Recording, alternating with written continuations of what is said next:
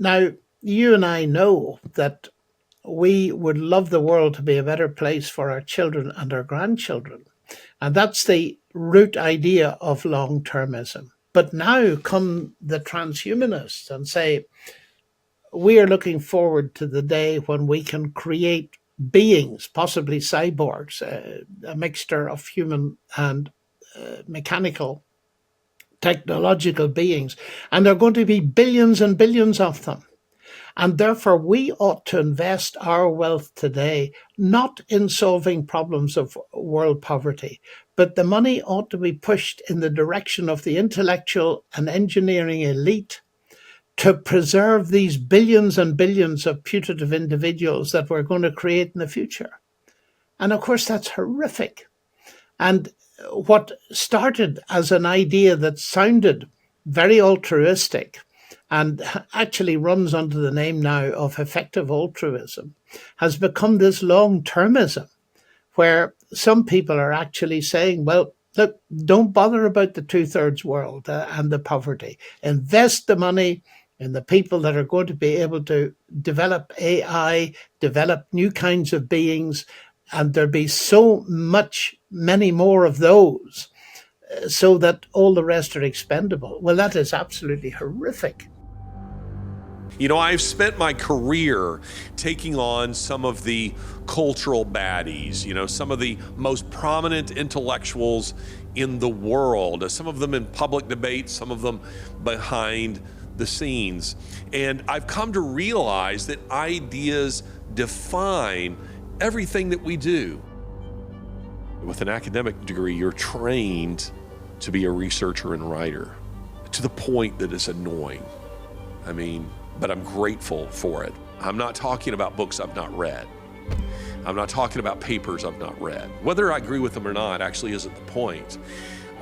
There are quite a few books that I would read that I would say are actually evil books. Donald Trump, when he was in a divorce with his first wife, she said he has a copy of Mein Kampf next to his bed. I wish more people did. If the German people had bothered to read that book rather than just have it on their shelf, we might have avoided the Holocaust. If more people read the Quran, they'd be wiser to what Islam actually is, what they actually believe. If people bothered to read, as I have, the writings of Klaus Schwab and the various contributors to the World Economic Forum and the ideas that are driving the globalists, I read them because I want to understand their mentality. I cut out the middleman. I go straight to the ideology. Everything in your life is being defined by either your ideas or the ideas of the people around you. And each episode, we're going to be digging into a different idea that appears in the culture. This is Ideas Have Consequences with me, Larry Alex Taunton.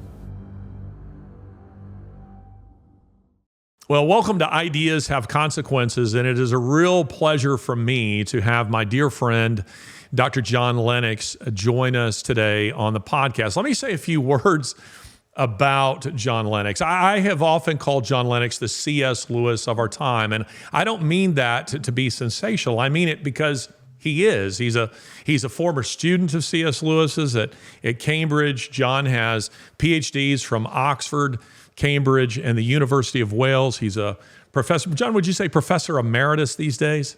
Yep. Yes, professor emeritus, professor of mathematics and philosophy of science at Oxford University. And I have a long history with John Lennox. We've done a number of debates together. By that, I don't mean we've debated each other, but rather it's been my pleasure to organize a number of his debates with people, with the new atheists, guys like Richard Dawkins at Oxford University Museum of Natural History, and Christopher Hitchens at the Edinburgh International Festival, and Christopher Hitchens again in my hometown of Birmingham, Alabama, and so on and so forth. So we've been able to do battle together in the same foxhole many times over the years, and I consider John to be a very dear friend. John, how are you doing today? I'm doing remarkably well for a man who will be 80 in 2 months. Well, congratulations. That is coming. Do you have any big plans for that? No, not really. Tell Sally Tell Sally she needs to plan a. Oh, I guess I going to the think Cotswolds really isn't. some people are secretly planning, not so secretly, something. But I don't tend to mark these, what they call big birthdays. I just don't look at life that way. Well, this is the 80 is a big one. You'll know my mom. My mom is 81, and 80 is really something. And yet you're still going strong, and you're still churning out the books. There you are at your home in Oxford University. Give Sally our love. And today we're going to be talking about your book, 2084, on artificial intelligence. Why'd you give it that title? Well, the title was suggested by one of my debating partners. Peter Atkins, professor of physical chemistry at Oxford, is a very well known and feisty atheist. And we were traveling to a university to do a debate on the existence of God. And he said, I don't want to talk about the debate in the car. What are you writing? So I said, well, actually, I'm very interested in AI at the moment. Well, he said, I've got a title for you. I said, what is it?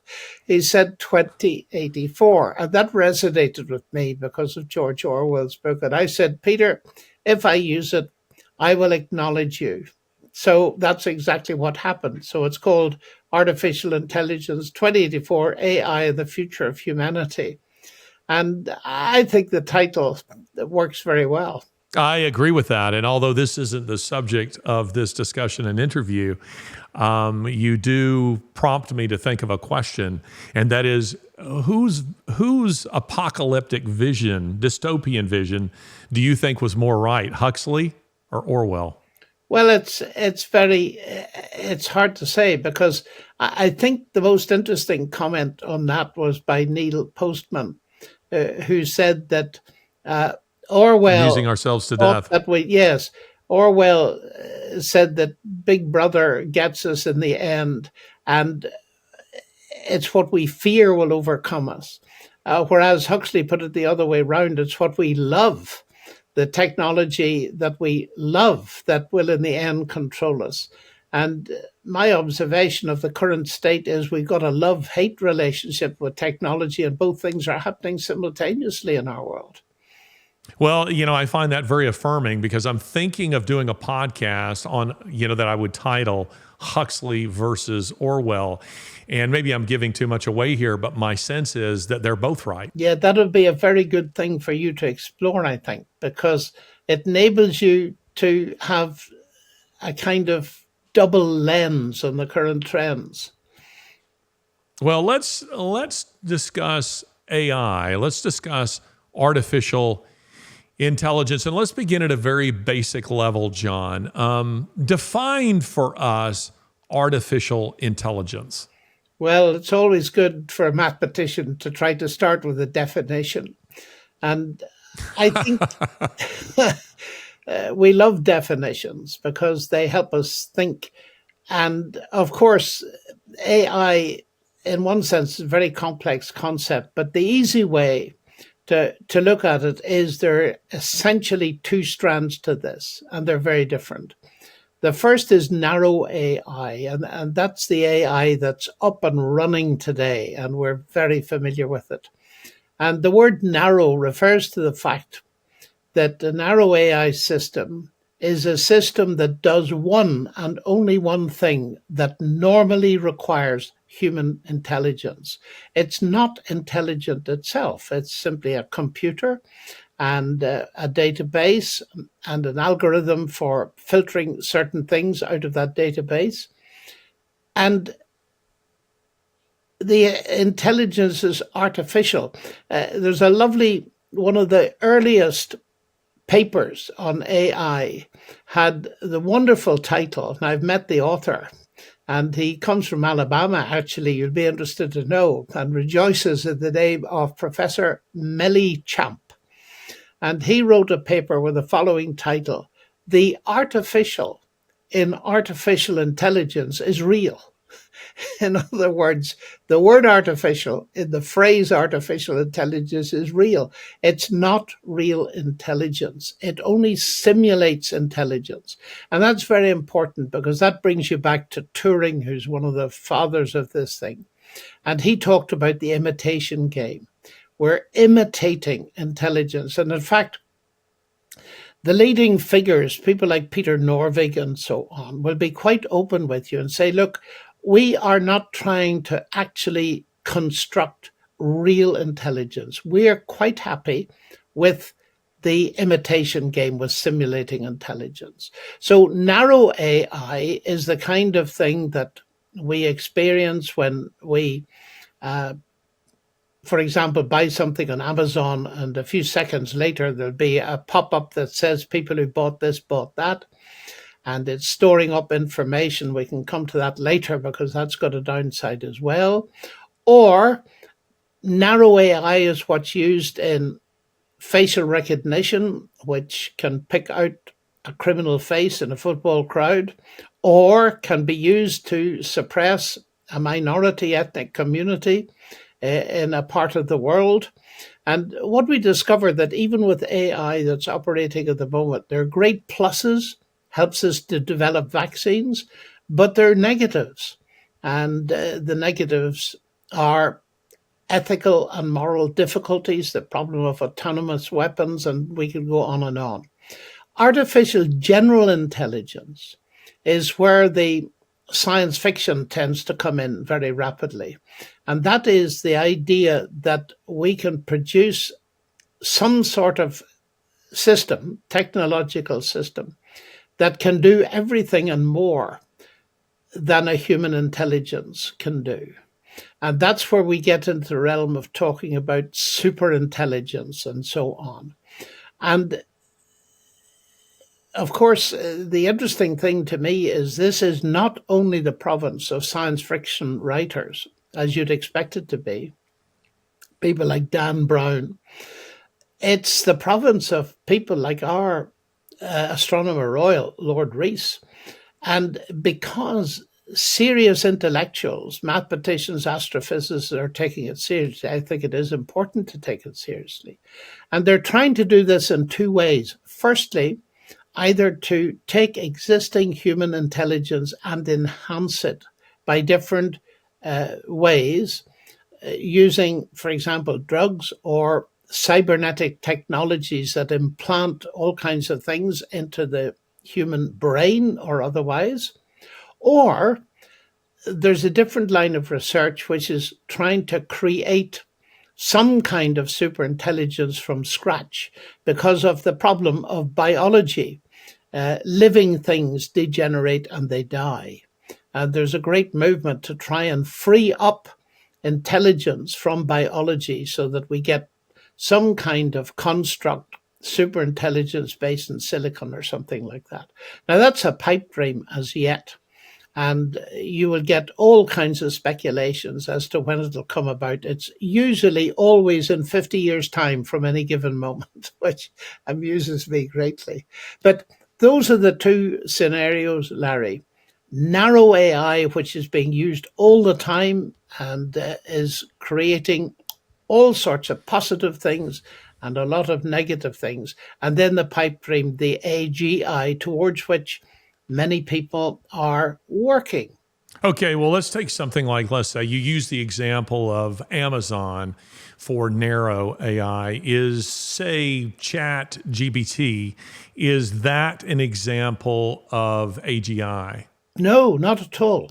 ChatGPT is very sophisticated, narrow artificial intelligence. And because of the advances in computing power, remember when we first got predictive text on our phones? It seems a long time ago now. And it would try to guess what we were going to say next. And it infuriated me. I always wanted to switch it off because it never got it right. What we now have is that in a highly sophisticated form. So you've got a database consisting of billions and billions of articles and books, and they're all in there.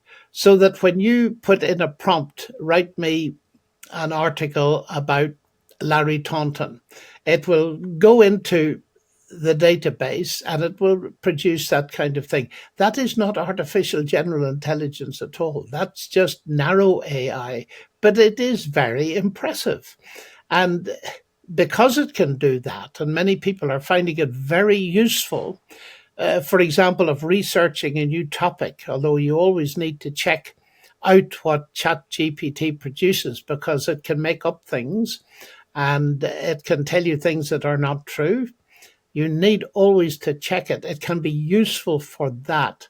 But the trouble is, it's also going to be enormously, already is being used for spreading disinformation and influencing people way beyond what they realize.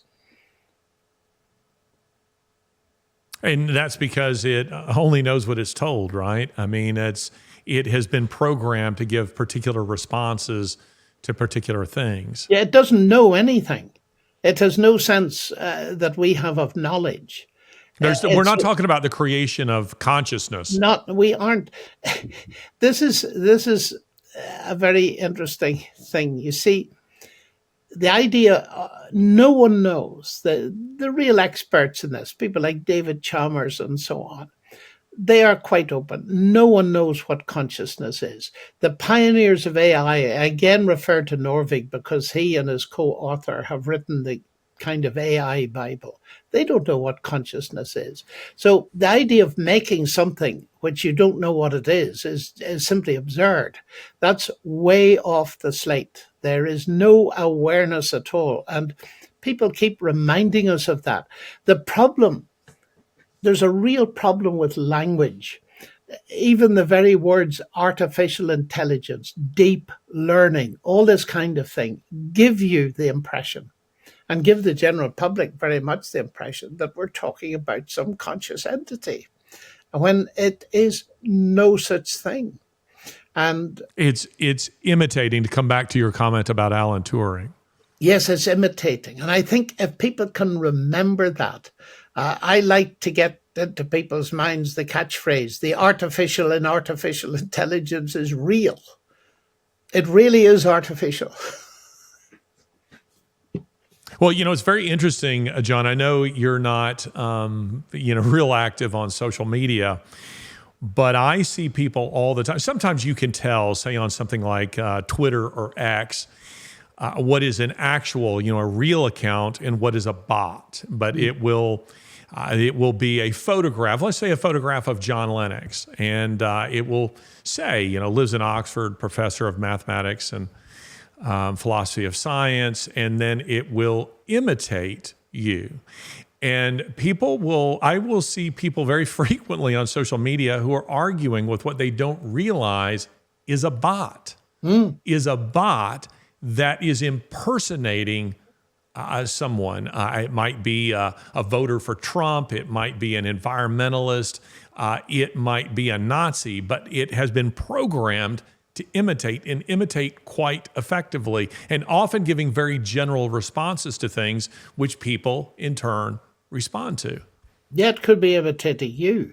And that is the scary thing. We're really into the world of deep fakes here.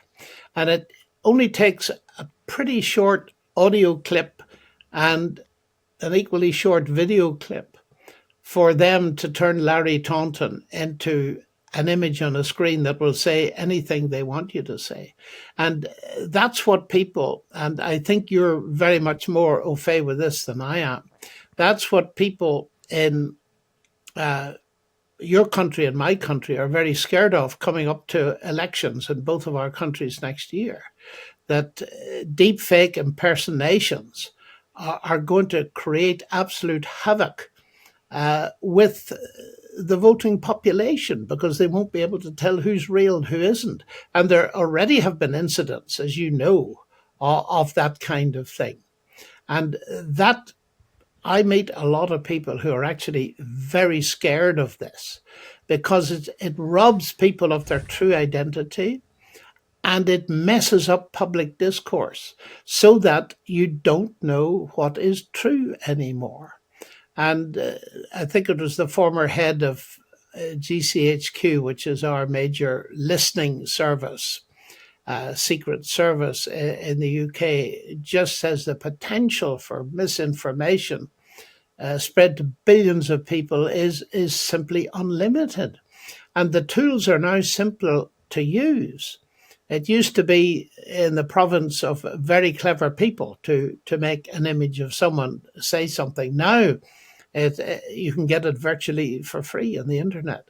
So we're in serious new territory. It's a revolutionary situation, and it creates an enormous problem of detection. How do you detect plagiarism? Of course, is one level, but how do you detect deep fake and fraud? And I know that our governments are trying to work on this, but of course, the ethical side always is outpaced by the technology by a massive magnitude. I cannot imagine the problems for teachers, for professors these days. I remember, John, 30 years ago when I was teaching Western civilization at the University of Alabama, I was going into the GTA office, Graduate Teaching Assistants office. There are 18 of us, and all our desks are spread around the room. And I'm walking past one of my colleagues' desks, and he has a big stack of papers. And I stop and I go back and look at the paper that he has on the top of that pile, and it was a paper on feudal monarchies. And I pulled out that paper and I took it over to my desk, and I had the exact same paper on my desk. Now this is say 1995, it's something like this. And it was because at the time, students could go online and download term papers on various topics. That is nothing relative to what we're talking about now. And this leads me to a question about ethical problems, not just simply in the realm of teaching or in education, but what do you see as the primary ethical problems of AI? Well, they vary because AI is in virtually every aspect of our lives. And you could say, let's take the first example I mentioned, the question of the harvesting of information. When you buy something on Amazon, what many of us don't realize is that the information that we give voluntarily is being harvested. Now, there's a very famous professor, a retired professor from MIT called Susanna Zuboff.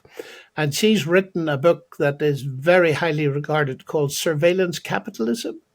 And the point she's making, and it's a serious point, is this is a multi-million, if not billion-dollar industry that these companies that are harvesting the information are sending your information on to third parties without your permission. So that's one classic example. And we are, in that sense, conniving at it. We're voluntarily, I have an iPhone here, it's tracking me everywhere. And so all this stuff is going out into cyberspace, and dear knows what's happening to it. So that's one ethical problem. Then there are the ethical problems of what I call surveillance communism, the kind of thing you find among the Uyghurs in China, where facial recognition technologies that are rightly used by the police in some of our countries to catch criminals, for which we're thankful, are being used to affect a surveillance network of which George Orwell would have been proud, in the sense that it really is 1984 plus plus plus. And the Uyghur population is unbelievable, the way in which they have been suppressed and the information is being uploaded and so on. So pardon me for just one moment, John. For those who might not be familiar with what he's talking about, the facial recognition technology, it's not just simply identifying individual specific faces. The technology that is being used in China to weed out the Uyghur population, it has been designed to identify people of that ethnic group or potential people of that group. So you haven't yet been identified or arrested. You're, walking around Beijing, and the facial recognition tags you as someone who might be Uyghur. And then the police simply follow up with you. So that's what we're talking about. This kind of creepy usage of AI and facial recognition to suppress and to tyrannize a whole people. Continue, John. Yeah, it's not only that, though. It's used for social control. The Chinese, I understand, have a social credit system.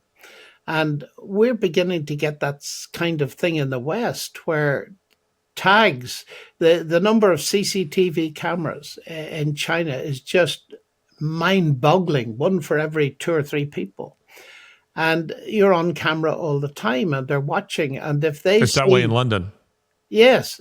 And if they see some little misdemeanor, like throwing trash on the roadway or having a conversation with a foreigner or something, that goes as a black mark against you. And in the end, that adds up, and you can find that you can't get into your favorite restaurant, or you can't book a holiday, you can't buy a new car. And that's being rolled out, as I understand it, all over China. And there was a very powerful, chilling article, I think in Newsweek a couple of years ago about this. And the writer, who was Chinese, warned the West and said, look, you're not going to escape this. All the technology needed for this is in the West already. The only difference is it's not yet under a central control, but it will be. Keeping tags on people has become ever more easy. And as I say, we volunteer for it, and that is a problem. I can see that. And that's Huxley. That's coming back to the beginning of our conversation. That's Huxley, is that you're voluntarily, because exactly. you find it delightful or pleasurable. What would you say to those people, John, who say, well, I have nothing to hide? I know a lot of people that their response when you say, you do know that when you use WhatsApp, just to use WhatsApp as an example, that is really an intel gathering device. They haven't created that really to facilitate your conversation globally.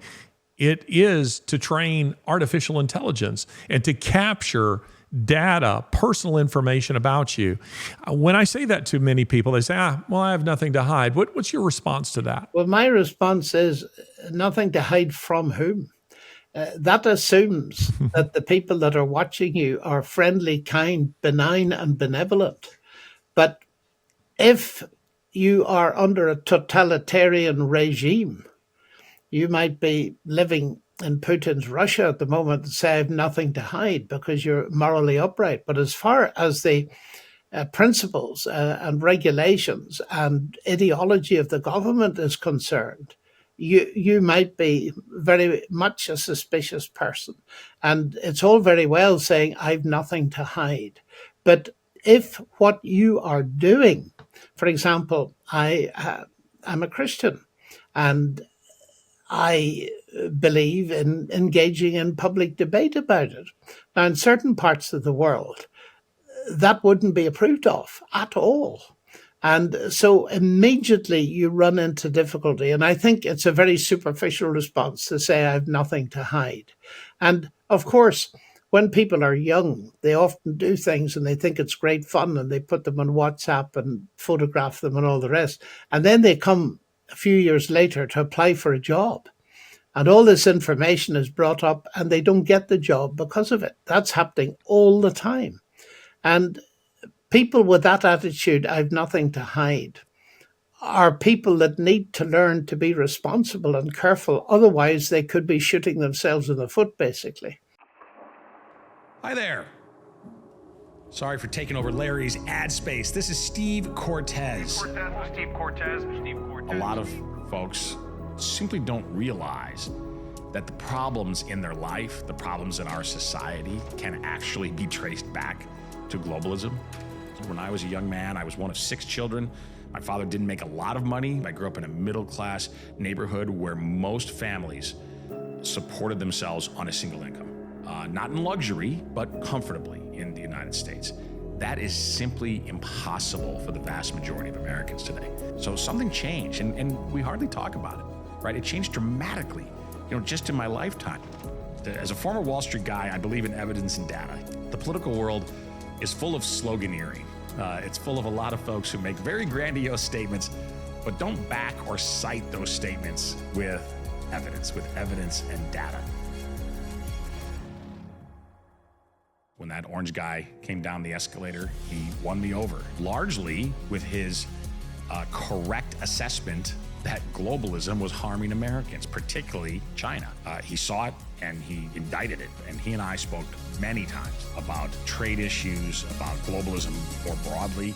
When we view what is happening to us, when we view the injustices and the outrages that are happening in society, we need to look behind the surface level. Many of the ills that afflict this country can be traced back directly to globalism. Housing affordability, it has never been worse. The globalists don't believe in strong borders. They see cheap labor. This sick and demented idea that children should have their sexuality, their sex changed permanently. It's super important for us to see when there's an injustice, when there's an abuse, when there's a crisis, what is behind the crisis? Who is behind the curtain? So please click on the link in the bio to make sure that you are subscribed so that you're going to get the new episodes when the Steve Cortes Show premieres. As for a social credit system, we are already on the front end of that. Just in smaller ways, when you catch an Uber, you get a rating. Yep. You get a rating. That driver rates you from I think it's 1 to 5 stars. Isn't that right, guys? 1 to 5 stars. You get a rating on there, and you give them a rating in return. And I was listening to a couple of guys just on sports radio, of all things, guys said, I have a 4.85 rating on Uber. And he says, and that actually is deemed kind of low. He says, I've been docked a couple of times. And he says, I'm trying to get my rating higher. I couldn't help but think that's the way people will be talking about their social credit score once we start moving in that direction. Let me ask you about a figure who is very prominent in the discussion about AI, and that is Yuval Noah Harari, a very scary figure. He kind of comes off as sociopathic. When this guy is in interviews, he's very frequently platformed by Klaus Schwab and the World Economic Forum. You see him in all of these conversations talking about the future of artificial intelligence in terms that are quite frightening, but it seems that to him, these are fairly good things. What's your opinion of Harari? Well, Harari is, firstly, he's not a scientist. He's a historian. Although I'm not sure how much actual history he's written. He's become famous for writing a couple of bestsellers, Homo sapiens and Homo Deus. And he concerns me because of his very widespread influence. He really is an influencer, as you say, appears in all these forums and all the rest of it. But what he actually has to say concerns me more because of its inaccuracy. And his reading of history seems to me to be very strange, because in his second book, that is Homo Deus, the God Man, or the man who is God, with which I interact quite a lot in my book, simply because so many people have read it and want to know about what I think of what he says, I point out that he has this very strange analysis which parallels that of Steven Pinker, which many people have rejected completely. That war is obsolete and all this kind of stuff. And Harari, the better angels of our nature, or something like that. Yes, that's right. That's a very strange... The book, yes, the bestseller. Yeah. But anyway, Harari says that there are two major agenda items for the 21st century. The first is to solve the technological problem of human death. He regards it as a technical problem, and technical problems with technical solutions.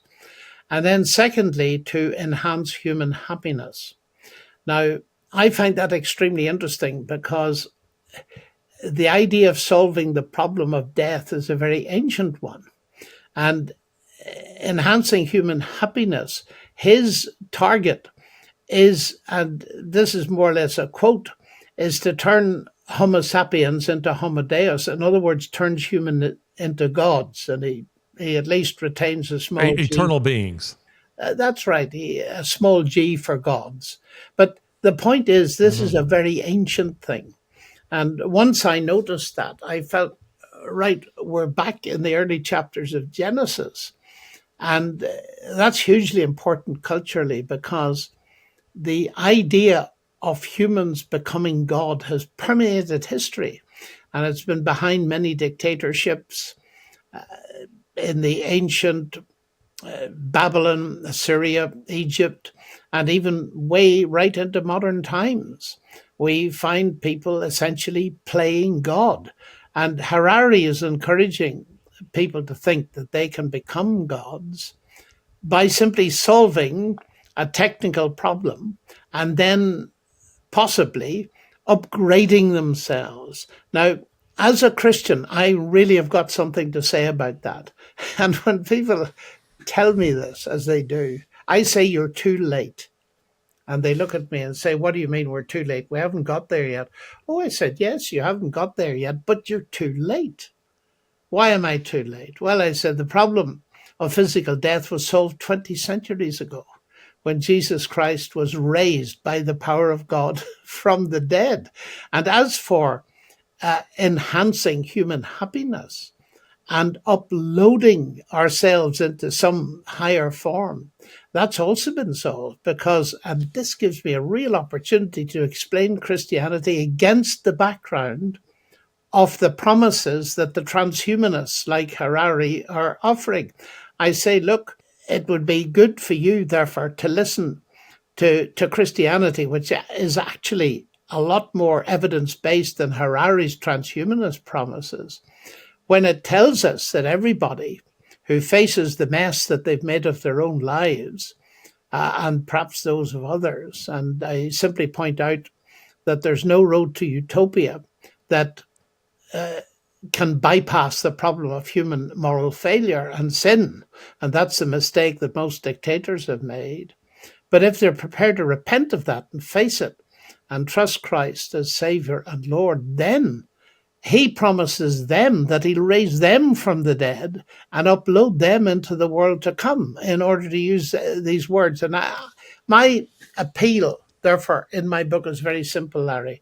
I say, look, if you're prepared to take seriously some of these AI scenarios, like those of Max Tegmark of Princeton and so on, then I would like to commend to you to take seriously a much more ancient one that's got much more credibility because it's backed by much more evidence. And that is the Christian one, which factors in something that all of these people miss, and that is that there's a fundamental flaw in humanity. Now, of course, these are big issues, as you know, and one has to do it in a nuanced way. But I've been very encouraged at the traction that second part of my book has had with people out there in the secular world who've never heard what the Bible has to say about the future. Well, this raises a couple of very interesting philosophical questions, and the first of which is this. Listen, you've spent a major part of your latter career as an academic addressing academic atheism. I have often argued that when we started wading into that issue, when there was a spate of books that came out after 9/11, that Dan Brown's Da Vinci Code being one of them, but also Dan Brown's, Dan Dennett's Breaking the Spell, Sam Harris's Letter to a Christian Nation, Christopher Hitchens' How Religion Spoils, God is Not Great, How Religion Spoils Everything, Richard Dawkins' The God Delusion. Well, we really started taking on those guys and those kind of issues in 2006. And then you had your debate with Dawkins here in Birmingham in 2007, and then Hitchens at the Edinburgh International Festival in 2008, and on and on and on. here we are, John, 15 years later, and it seems to me that all of this is the practical outworking of that atheistic worldview. Do you agree with me in that? Yes, it's quite noticeable that I would probably say the great majority of people, and that's admitted by the watchers of all this cultural stuff and AI, the great majority of people driving this are atheists. They have an atheistic worldview. Certainly Harari has, and many of the others have. And therefore, it seems to me more and more important, just as when you brilliantly took the opportunity of getting me involved and getting others involved in the debate with the atheists, here we are again, but it's an entirely different level. And what is at stake here is not just simply God and science.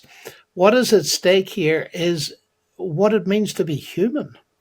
And the whole AI debate is impacting on what it means to be human, because we're now, as C.S. Lewis so presciently saw in the 1940s, we're now in this situation where we are not only capable of, but desiring to manipulate human beings and change them out of all recognition. And so it is a very, very serious issue. And therefore, we need to get back into that debate so that we are combating it at the highest level. And I just hope that some younger people, myself, are getting into this so that the public see that there is an alternative to this atheistic take on everything. John, we started at the beginning of this. Your 80th birthday is coming up, and let me wish you a happy birthday prematurely. But we all face at some time or another our own mortality. You have to begin to ponder deeper questions that might come when you're young because you've suffered some kind of health setback, maybe an accident such as I suffered, or perhaps you've been diagnosed with cancer, something that requires you to think on your own mortality, or it might be age that causes you to do that. How much do you think that this whole push, for, you're talking about uploading, our consciousness to, to some kind of supercomputer, or, speaking in terms of God, becoming gods with a lowercase g, or becoming eternal beings in the sense of artificial intelligence. How much of this do you think is driven by a fear of death? You discuss that in your book. I think it's all driven, in a way, a fear of death. I think the biblical analysis is very clear that all human beings have that fear, and they've developed all kinds of ways of avoiding it.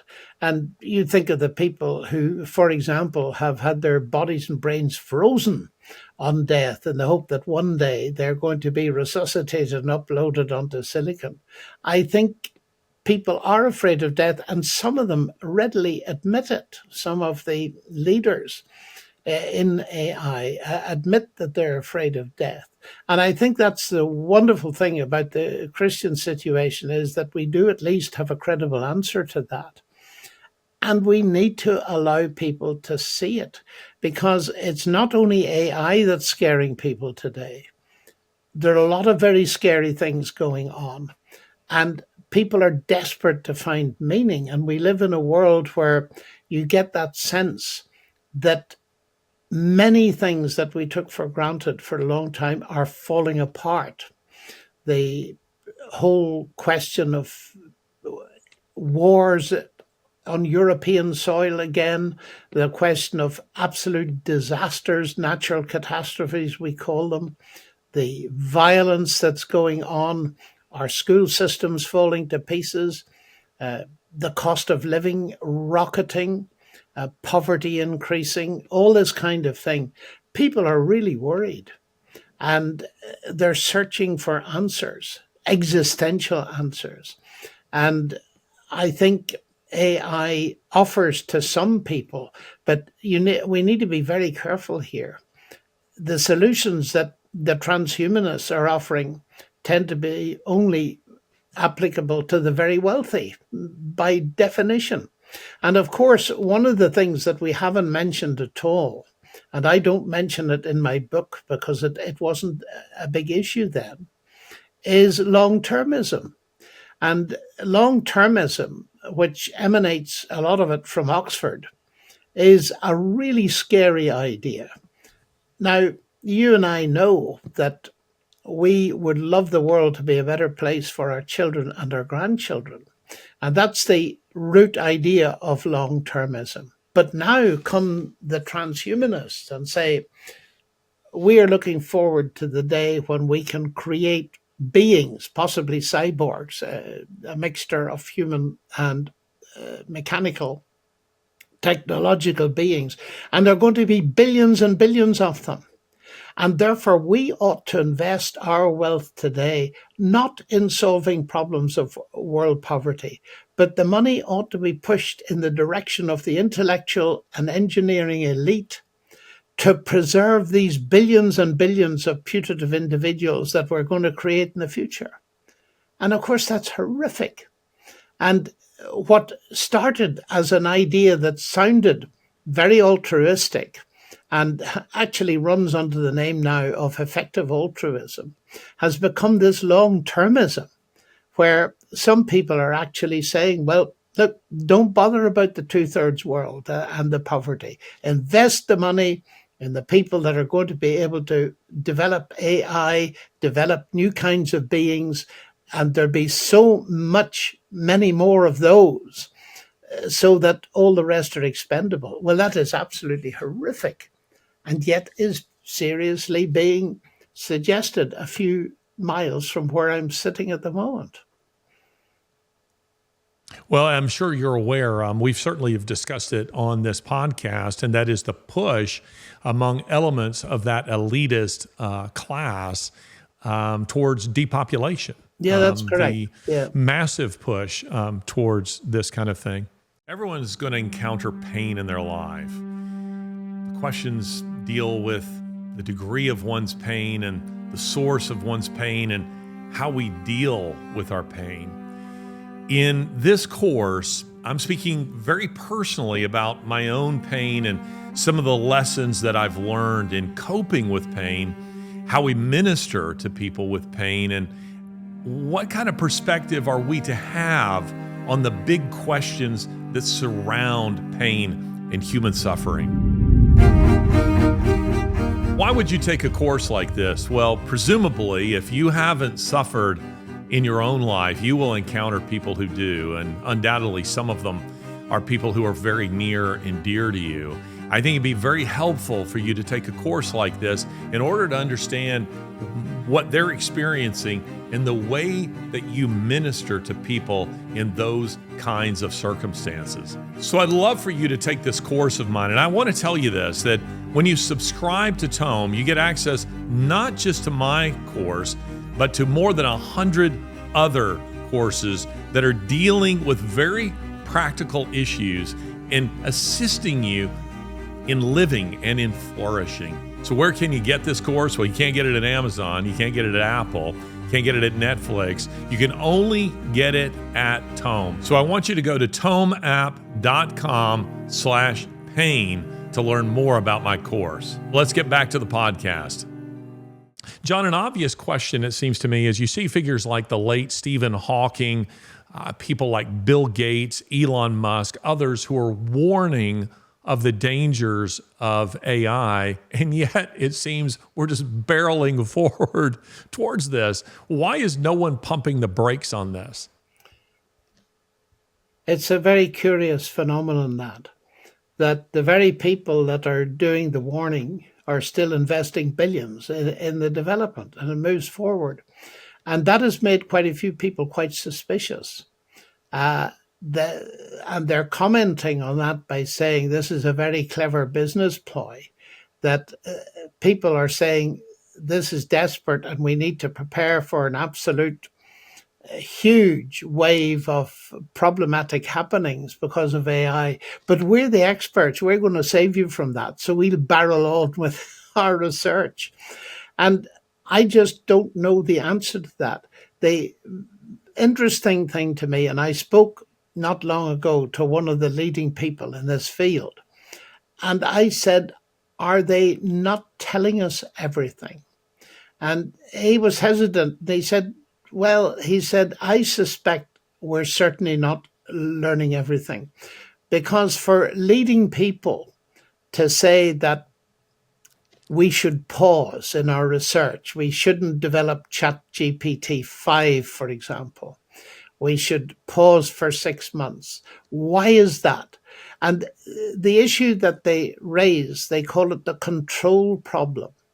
And I think it was Paula Boddington, who's a mathematician, computer scientist, made a very perceptive remark and said, you know, the problem with the original creation was that God lost control of the creatures he'd made in his own image. And we're liable to do the very same thing. And that's what's scaring people.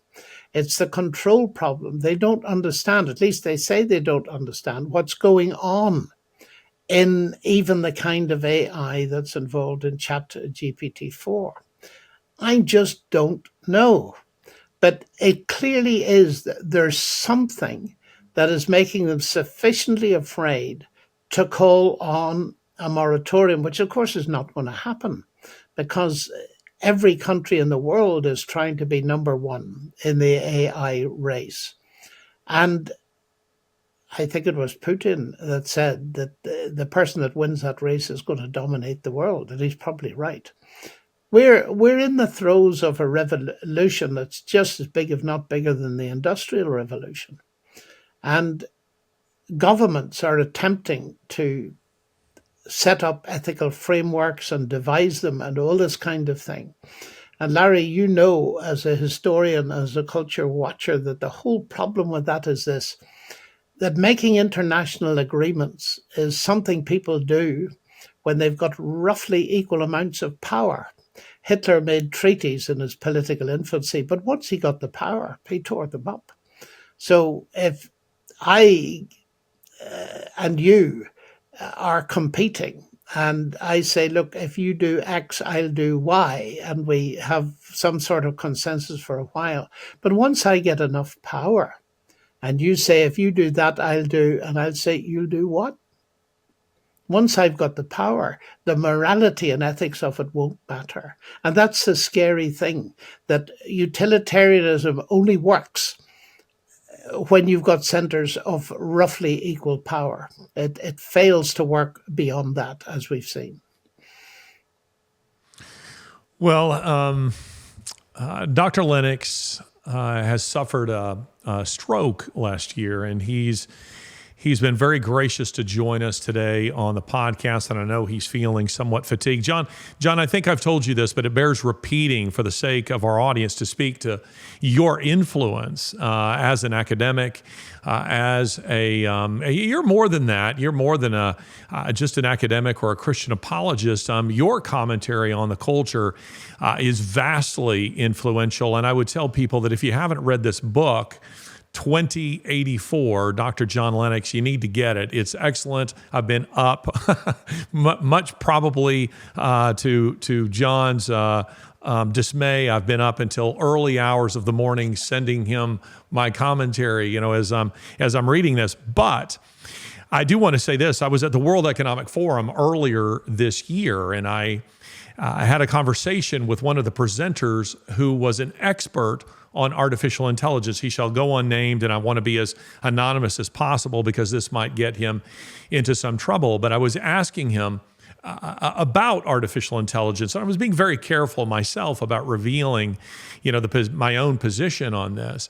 And he gave initially all of the WEF, as they say, the WEF, nice things to say about it. Oh, we're changing the world for the better and creating a safer planet and a sustainable future, all these kinds of things. But then when I started pushing on him just a bit, and I said, yeah, but I mean, do you see any dangers with this? And he looks around and he says, there are loads of dangers. And he began to tell me that he believes that within the next 5 years, he says the internet will be 80% artificial intelligence. And he said, you'll not be able to tell the difference. And he says, furthermore, while governments express their concerns about artificial intelligence, what they really mean is their concerns about what other governments are doing, because they are not pumping the brakes on artificial intelligence at all. He says no one seems to really understand what they're creating. The people who are paying for it, the politicians who are behind it, are the ones who understand the least, what artificial intelligence is. And then he went on to tell me about, this was not his description of it, but it's mine, a kind of Terminator-like warrior bot that he began to describe to me. And he said, I am watching the development of these robots. And he said, when these things hunt you, they kill you. And he said, when they shoot at you, they never miss. And he says, this is the future of warfare, but he says it's also the future of surveillance. And he says that I, as someone who is on the inside, who is watching this, I'm terrified by what I'm seeing. Wow. And this was a man, by the way, I asked him if he was familiar with your book, and he said, yes, he had read your book. And I was glad to hear that, even given the fact that he was not a man of faith. So be encouraged by that. These people who are doing this, at least you're a voice in their ear who is cautioning them about the direction that they're going. John Lennox, it has been great to have you with us on the podcast. Thank you very much indeed.